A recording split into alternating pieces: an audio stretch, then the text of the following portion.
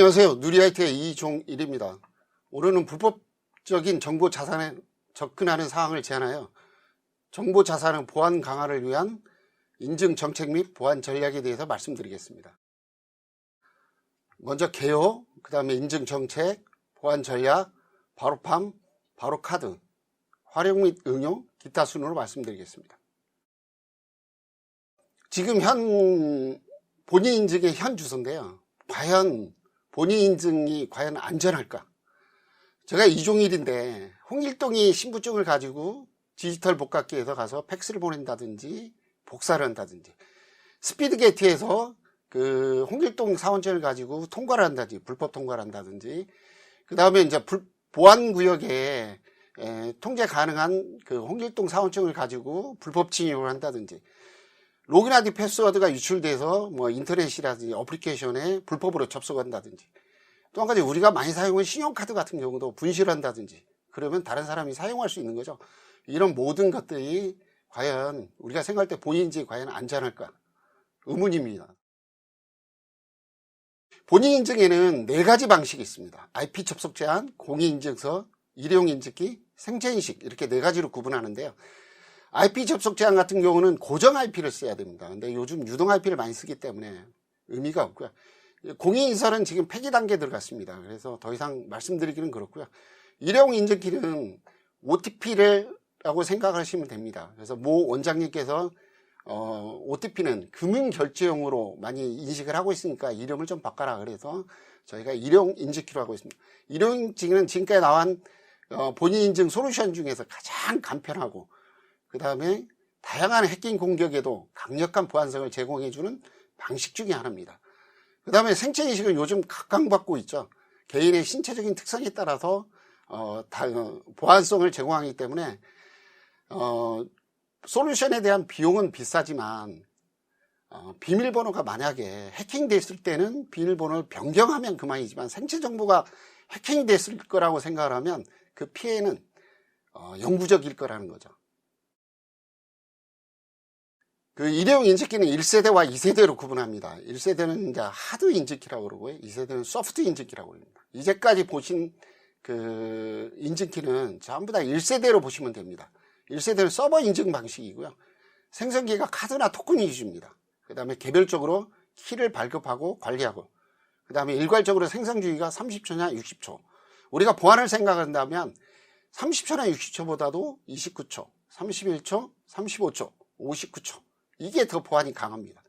그 다음에 이제 하드 인증이기 때문에 비영구적이고요. 추가 비용이 발생을 합니다. 그 다음에 고가고 제한적으로 금융결제하는 데 많이 사용을 하고 있고요. 이 1세대 인증기는 사용자 정보를 동기화해야 됩니다. 또 한 가지는 인증이 폭주되면 속도 저하가 발생을 하고요.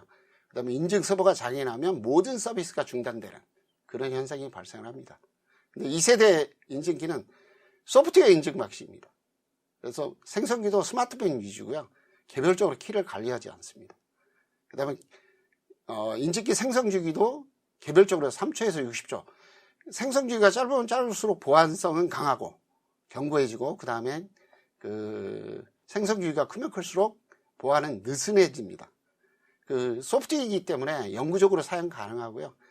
그 저가고 다양한 사용자 인증이 필요한 모든 분야에 적용이 되고 있습니다. 이 소프트 인증기는 또 하나가 사용자 정보를 동기화할 필요도 없고요. 그 다음에 인증이 폭주돼도 부하번호를 해서 응답 속도를 보장받을 수 있습니다. 자기의 오는 것만 인증을 하면 되기 때문에 그만큼 응답 속도를 보장받을 수 있고요. 그 다음에 인증 서버 방식이 아니기 때문에 장애가 발생하지 않겠죠. 그래서 서비스를 보장할 수 있습니다. 이제 도입의 필요성인데 2차 인증의 도입의 필요성은 저희가 비밀번호가 상당히 문제가 됩니다. 여러분 보실 때 추측 가능한 비밀번호를 사용합니다. 기념일이라든지 전화번호라든지 기억하기 쉬운 한두 개로 다 통일을 합니다. 저도 역시 그렇고요. 근데 유출돼도 사용자가 유출요 파악이 상당히 힘듭니다. 그 다음에 내 컴퓨터는 항상 바이러스나 해킹에 노출되어 있고요. 너무 많은 비밀번호 때문에 사용자들이 비밀번호 증후군에 시달리고 있어요. 또 한 가지 주기적으로 바꾸라고 그러던 대소문자, 특수문자 뭐 해서 그 리셋 증후군인데요. 이미 해커들은 사람들은 비밀번호 바꿀 때 패턴이 있습니다. 전체를 다 바꾸는 게 아니고 어느 부분만 패턴이 있어서 해커들은 다음에 비밀번호 뭘 바꿀지를 이미 예측을 하고 있습니다. 그래서 이런 비밀번호로 인해서 온라인 뱅킹 사고라든지 정보자산 해킹, 정보 노출이라든지 유출, 명의도용, 불법 이용이라든지 이런 불법 접속, 무단 접속 이런 문제가 발생하는 거고요. 그래서 비밀번호만으로는 결코 안전하지 않고요. 매번 사용할 때마다 비밀번호를 대체한다든지 또는 추가 인증할 수 있는 그 어떤 매개체가 필요한데 저희는 일회용 인증키를 사용하고 있습니다. 자, 규정비에 얼른 보던데요. 저희가 이제 그 2차 인증을 해야 된다는 거는 규정은 금융감독원의 전자금융감독 규정에 나와 있습니다. 또 하나는 이번 2020년 11월에 공지된 재택근무 관련한 규정입니다. 거기에 보시면 원격 접속에 대한 인증은 이중인증 적용, 예를 들어서 아이디 패스워드 플러스 OTP, 그 다음에 일정 횟수, 예를 들어서 5회 이상 인증에 실패하면 접속을 차단한다든지, 또는 이제 인증 수단을 이 규정에 대한 특정하지 않았지만 지식 기반, 아이디나 패스워드 같은 지식 기반과 OTP 같은 소위 기반, 그런 특정 기반 인증 수단 등 서로 다른 방식으로 그 인증 수단을 두 개를 조합해야 된다는 규정이 신설됐습니다. 그 다음에 나머지는 보시면 뭐 2차 인증, 2단계 인증, 이중 보안 설정, 이중 잠금, 2단계 인증, 추가 인증 이런 게 모든 게 뭐냐면 앞으로는 다 로그인 패스워드가 유출됐을 때 대안이 뭐냐? 그랬을 때는 2단계 인증을 적용해야 된다는 겁니다.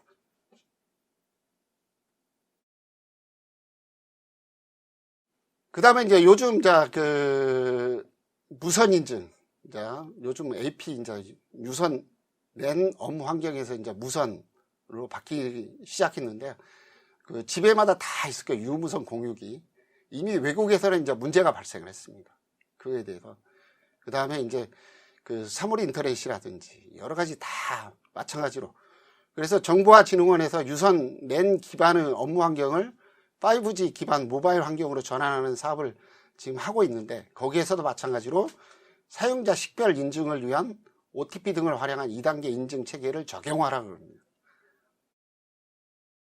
이제 적용 방안에 대해서는 이제 세 가지가 있습니다. 우리가 비밀번호가 결코 안전하지 않다고 했잖아요. 그러면 매번 사용할 때마다 비밀번호를 대체한다든지 또는 추가 인증을 해야 되는데 거기에 새로운 적용 방안은 추가 인증, 비밀번호 대체, 새로운 비밀번호 설정이 필요합니다. 그래서 첫 번째 일환으로서 추가 인증인데 제일 많이 사용하는 방식입니다. 로그인 아이디, 패스워드 외에 추가 인증을 하는 거죠. 그 다음에 두 번째는 아예 비밀번호를 없애버리는 거죠. 비밀번호를 가지고 있으면서 그 관리 지침이라든지 단방향 여러 가지 그 규정을 준수해야 되는데요. 아예 비밀번호 대신 일회용 인증키로 대체를 하는 거죠. 세 번째 안은 첫 번째 안하고 세 번째 안이 거의 비슷한 건데요. 첫 번째는 이제 항목으로 나눠져 있는 거죠. 로그인 아이디, 비밀번호, 추가 인증. 근데 세 번째 안은 새로운 비밀번호, 로그인 아이디를 입력하고 비밀번호 안에 앞에 고정된 비밀번호를 입력하고 뒤에 6자리를 일회용 인증키를 입력하는 방식입니다. 그러면 생성 주기마다 매번 비밀번호가 바뀌겠죠. 그래서 1안과 3안은 이제 운영 체제에서는 어떤 옵션으로서 지원을 하고 있고요. 이번째 안은 이제 1번, 1안, 2안, 3안은 어플리케이션에서는 다 가능합니다.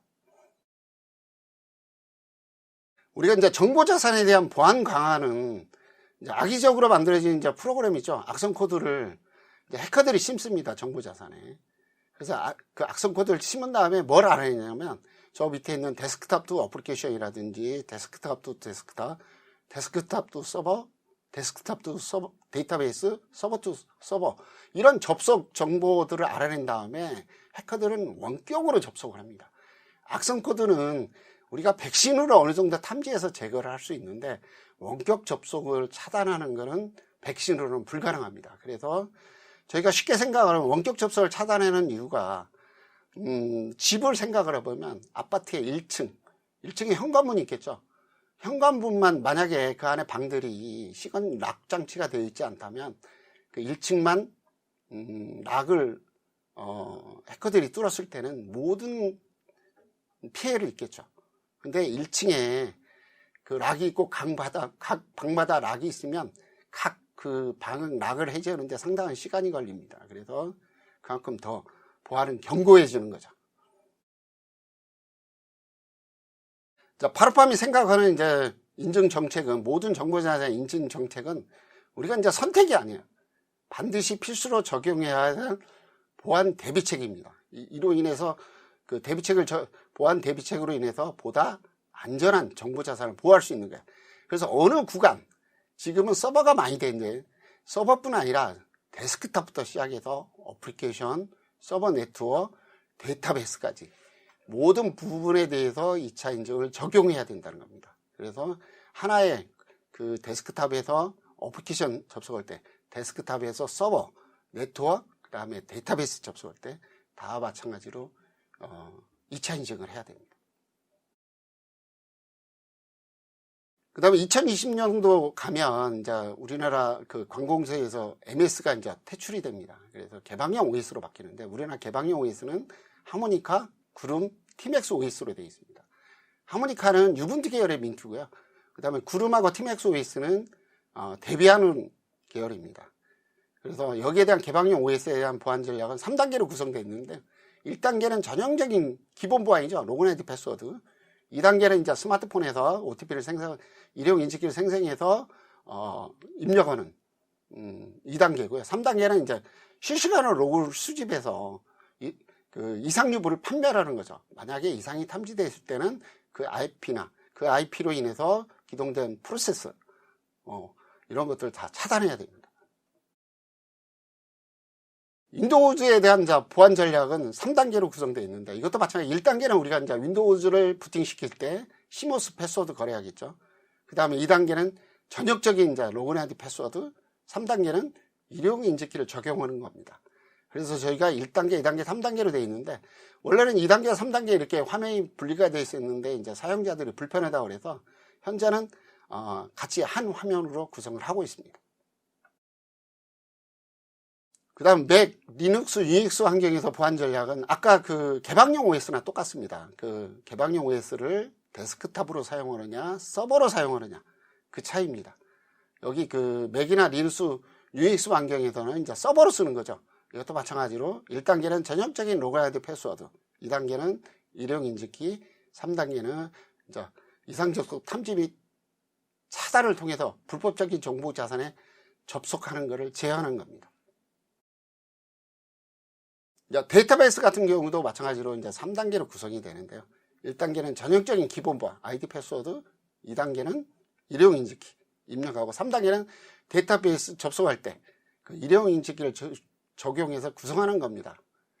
그 실질적으로 보면 우리가 서버에 들어가서 어떤 오라클이라 하면 SQL 플러스 명령어를 실행할 때 2차 인증을 해야 되는 거죠.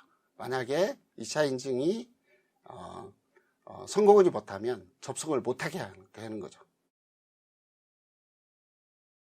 이제 파로팜이라는 거는 저희가 이제 정보자산의 다양한 운영체제, 우리 운영체제는 3가지로 구분을 합니다. MS 계열, 리눅스 계열, 유닉스 계열 이렇게 구분하고요. 그다음 어플리케이션은 뭐 ERP라든지 뭐 전자결제 그런 게 있죠. 우리가 응용 프로그램을 얘기하는 겁니다. 그래서 다양한 운영체제나 어플리케이션에 2차 인증으로 일회용 인증키를 접목시켜 하는 방식입니다. 그래서 이렇게 함으로써 얻어지는 게 뭐냐면, 첫 번째로 정보 자산 접근 보안 강화예요. 그래서 외부의 해커나 내부의 사용자가 불법적으로 정보 자산에 접근하는 것을 제한해서 정보 자산에 대한 보안을 강화하는 거고요. 그 다음에 지식 기반의 로그인 아이디 패스워드와 소유 기반의 OTP가 결합해서 인증하는 기법입니다. 그 다음에 두 번째로 서비스 용이성인데, 저희가 아까 말씀드렸듯이 인증 서버 방식이 아니고요, 소프트 방식입니다. 그래서 별도의 인증 서버라든지 관리하는 이런 서버가 필요 없는 구조입니다. 그래서 운영비라든지 관리라든지 장애 포인트가 줄어드는 거고요. 보안이라는 거는 저희가 생각할 때는 이제 게이트 방식을 요즘 기존에 많이 사용하셨는데, 보안은 내가 접속하려고 하는 그 서버라든지 내가 접속하는 데에서 거기서 인증을 해야 됩니다. 그 다음에 손쉬운 적용이에요. 저희는 이제 그 기존의 네트워크 장비 설정에 있는 거 변경하지 않고요. 그냥 간단히 윈도우즈나 서버에 저희 모듈을 설치하는 구조입니다. 그래서 그 윈도우즈나 서버를 재기동하지 않기 때문에 운영 중에도 설치가 다 가능합니다. 이제 특장점으로 보시면 아까 말씀드린 소프트웨어 방식의 2차 인증 솔루션이고요. 보안성이 상당히 강합니다. 그리고 단순하고요. 관리가 필요 없고 장애도 없고 손쉽게 적용할 수 있고, 솔루션을 도입할 때 별도의 DB나 서버 같은 추가 도입이 필요 없는 솔루션입니다. 일단 인증 서버가 별도로 필요치 않는 소프트웨어 방식이고요. 하드 인증키와 달리 소프트웨어 인증키는 영구적으로 사용 가능합니다. 그 다음에 스마트폰을 인증키 생성 매체로 사용하기 때문에 간편한 편리성을 제공하고 있고요. 스마트폰 분실 시 인증정보, 그 폰에 있는 앱에 있는 인증정보 노출에 대비해서 핀번호, 비밀번호 기능이 제공이 되고 있고요. 그 다음에 정보 자산 계정별로 일용 인증키 및 생성 주기를 개별로 부여할 수 있습니다. 그 다음에 저희가 사용하는 이제 해시는 전 세계적으로 인정된 512비트를 사용하고 있습니다. 해시 함수를. 지금 금융권이나 이런 데서 제일 많이 사용하는 게 SH1하고 256 정도일 겁니다. 근데 저희는 그거에 비해서 512면 한 3배 정도 보안이 더 강합니다. 그 다음에 OTP는 여기 있는 것처럼 인터넷 표준, 보안 표준을 준수를 해야 됩니다. 그 다음에 우리나라 그 금감원에서 권장하는 타임 시크 방식이어야 되고요. 그 다음에 동적으로 저희는 동적 키 방식입니다. 정보 자산 등 사용자 인증이 필요한 모든 분야에 사용 가능하고요. 우리가 OS 같은 경우는 2차 인증에 대해서 어떤 계정은 허용하고 어떤 계정은 허용하지 않겠다, 이거에 대한 계정에 대한 ACL 기능이 제공이 되고 있고요. 저희 모듈 전체는 C나 자바로 되어 있습니다. API 자체가. 그래서 자유롭게 커스터마이징이나 다양한 응용 프로그램의 연동 개발이 가능합니다. 이제 솔루션 구성을 보면 저희가 인증키를 생성하는 부분과 정보 자산이 있습니다. 저는 인증키 생성하는 부분은 우리가 스마트폰, 제일 많이 쓰는 게 스마트폰이고요. 그 다음에 인증 토큰, 인증 카드, 지문인식 인증카드. 밑으로 갈수록 보안성은 강하고 비용은 증대됩니다. 근데 저희가 쓰는 OTP는 이제까지 금융권이나 이런 거 사용하신 게 SH1이나 기껏 해봐야 256인데 저희는 카드, OTP 카드 자체가 전부 다 512비트입니다. 그래서 인증키 생성기와 정보자산 간에는 통신을 하지 않고요. 그냥 인증키는 생성하는 겁니다. 그 다음에 저희 정보자산에 인증키 검증 모듈이 올라가는 거죠. 그래서 OTP라는 거는 동일한 알고리즘에 동일한 키에 동일한 시간에 동일한 값이 나옵니다. 그래서 또 한 가지 왜 통신을 하면 안 되냐면 저번에 아현동 화재, 그 KT 화재 사고라든지 그 다음에 우리가 통신은 기지국별로 장애가 발생할 수가 있어요. 그 다음에 지역별로도 발생할 수가 있고요. 보안지역 가면 통신이 안 되는 부분이 있습니다. 이런데 절대 그래서 절대 인증키 생성기는 통신을 하면 안 됩니다. 저희가 이제 바로 카드가 있는데 좀 독특합니다. 바로 카드가 두 가지가 있습니다. 하나는 지문인식 OTP 카드고요. 하나는 지문인식 보안카드입니다. 지문인식 OTP 카드는 이제까지 OTP 카드는 많이 보셨을 거예요. 근데 지문인식 OTP 카드는 말 그대로 생체 정보인 지문 정보를 적용한 겁니다. 실질적으로 보시면. 그래서 그 생체 정보가 플라스틱 카드에 다른 데 등록되는 게 아니고 그 플라스틱 카드에 등록한 후 그 지문, 등록된 지문 정보가 일치하면 일회용 인증키를 생성해 주는 카드예요. 그래서 우리가 지문 인식이 있고요. 그 다음에 OTP 카드가 있습니다. 이거를 하나로 합친 거죠. 그래서 지문 인식 인증 카드 또는 지문 인식 OTP 카드라고 합니다. 이 특징이 뭐냐면 지문 정보를 등록하는 디바이스가 필요 없고요. 직접 카드에서 등록을 합니다. 지문을. 그 다음에 인식하는 것도 따로 디바이스가 필요 없어요. 그 카드에 지문 인식기를 그대로 활용을 합니다. 그 다음에 지문 정보가 카드에만 저장이 됩니다. 서버에 저장되지 않고요. 서버에 저장되지 않기 때문에 유출 사고가 없는 거고요. 그 다음에 지문카드 불법 사용을 할 수가 없어요. 왜 그러냐면 저 카드는 내 지문이 맞아야 OTP 번호가 생성됩니다. 그래서 이 OTP 지문인식 OTP 카드는 뭐 사원증이나 신분증, 출입, 보안, 금고, 락, 일용 인증기, 신용카드, 체크카드, 교통카드 이런 데 다 활용해서 사용할 수가 있습니다. 그 다음에 또 하나가 이제 지문인식 보안카드입니다. 그래서 생체정보의 지문정보를 이제 본인인증, 최적의 본인인증 솔루션으로 생체정보인 지문정보를 플라스틱 카드에 등록한 후 지문이 등록하면 NFC, 근거리 통신을 해서 하는 카드입니다. 그래서 쉽게 하면 지문하고 NFC 카드가 결합돼서 지문인식 보안카드입니다. 우리가 사원증을 생각하면 사원증이 전부 다 대보면 NFC 카드입니다. 그래서 NFC 카드는 그냥 누구든지 그걸 가지고 사용할 수가 있습니다. 리더기에 되면 읽히겠죠. 근데 이런 지문인식 보안카드는 보안이 한층 더 강화된 카드입니다. 카드 인식기에, 카드 리더기에 대기 전에 지문을 먼저 대고 된 다음에 그 카드 리더기에 접촉을 하면 됩니다. 또 하나 특징이 뭐냐면 아까 OTP 카드는 클럭이 작동돼야 되기 때문에 시간 동계 방식이기 때문에 배터리가 안에 내장되어 있습니다. 근데 지문인식 보안 카드는 배터리가 없습니다. 사실은 저장 장치가 없는 거죠. 그 카드 리더기에는 모든 전자기기에는 유도 전류가 나옵니다. 그래서 저 카드가 내가 지문 인식기에 지문을 대고 카드 리더기에 접촉을 하면 그 유도 전류를 저 카드가 받아서 그 다음에 지문 MCU를 깨우고 지문이 통과되면 그 다음에 그 통신을 NFC 통신을 하게 그렇게 된 구조입니다. 그래서 현재 하고 있는 신분증, 사원증이라든지 이런 거를 다 보안을 한참 업그레이드된 카드로 적용할 수 있는 거죠. 그래서 보면 지문정보 등록도 직접 카드에서 직접 그 카드를 받은 다음에 카드 리더기에 올려놓고 그냥 지문 등록하시면 됩니다. 그 지문 한번 등록되면 그 다음에 등록할 수 없는 거고요. 그 다음에 인식 디바이스도 필요 없고 지문을 카드에만 저장을 합니다. 그 다음에 서버에 저장 않기 때문에 유출이라든지 이런 게 없는 거고요. 저 카드는 불법적으로 사용을 못 합니다. 왜 그러냐면 내 지문이 맞아야 카드가 작동되기 때문에. 그 다음에 아까 OTP 카드는 충전을 해야 되는데 이거는 충전하지 않습니다. 그래서 사용되는 거는 사원증이나 신분증, 출입, 보안, 금고, 락, 신용카드, 체크카드, 교통카드에 쓸 수 있는 거예요. 예를 들어서 이런 카드가 금고라든지 이런 데는 뭐냐면 내 지문을 대고 역시 마찬가지죠. 그런 것도 본인이 아니면 안 되는 거죠.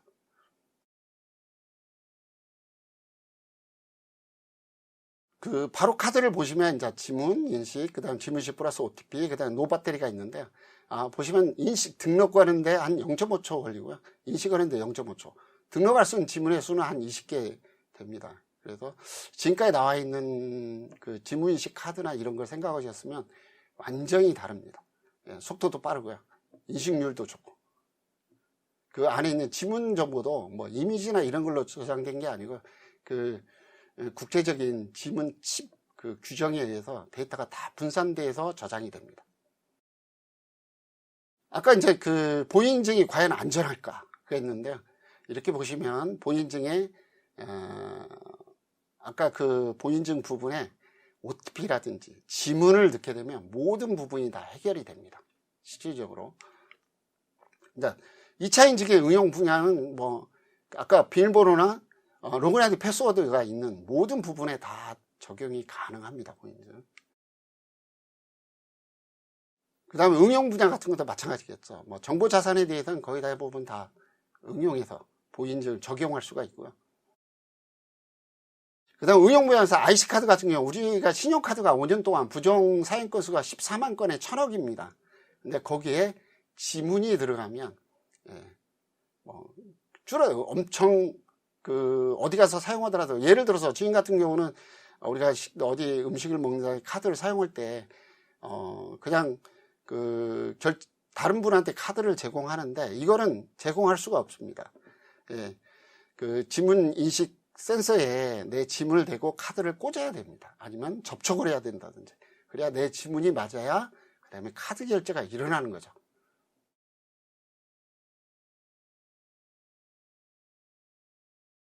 저희 이제 누리IT는 2006년도에 설립된 회사입니다. 그래서 저희가 이제 OTP 일용 인증기를 2015년도에 개발이 시작돼서 2017년도에 상반기에 이제 개발이 완료됐습니다. 그래서 첫 버전이 2017년 상반기에 이제 첫 출시가 됐고요.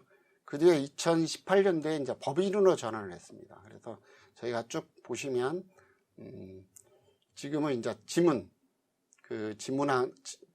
지문인식 카드, 그 다음에 그 일회용 인증키, 이런 분야에 집중을 하고 있습니다. 그래서 누리IT는 작지만 강한 회사고요. 기술력도 강하고 소수 정예 회사입니다. 저희 이제 바로팜은 이제 CC 인증 대상이 아니고 보안 적합성 심사 대상입니다. 그래서 저희는 TTA의 시험 성적 결과 다 보안 적합성 심사를 받았고요. 저희가 GS 보안 1등급을 받았습니다. 또 OTP에 대한 특허를 가지고 있고요. 그 다음에 저작권도 가지고 있고, 저희가 전자신문에 일면 광고에 한 1년에 30회 정도 나가고 있습니다. 저희가 이제 파트너사고요. 이렇게 저희 고객사가 다양합니다. 저희가 말씀드리면 그 회사가 설립이 된 지 그렇게 많지는 않지만 이렇게 다양한 공공기관이라든지 그 다음에 금융보험, 이런 일반 제조, 교육, 특히 관공서에 굉장히 강합니다. 저희 솔루션은. 저희 이제 바로팜 솔루션 제품군이 있는데, 거기에는 이제 바로팜, 바로카드 아까, 그 다음에 바로크립트, 바로콜렉터, 바로 FDS, 바로 IDS, 이렇게 해서 바로 솔루션 제품군을 구성하고 있습니다.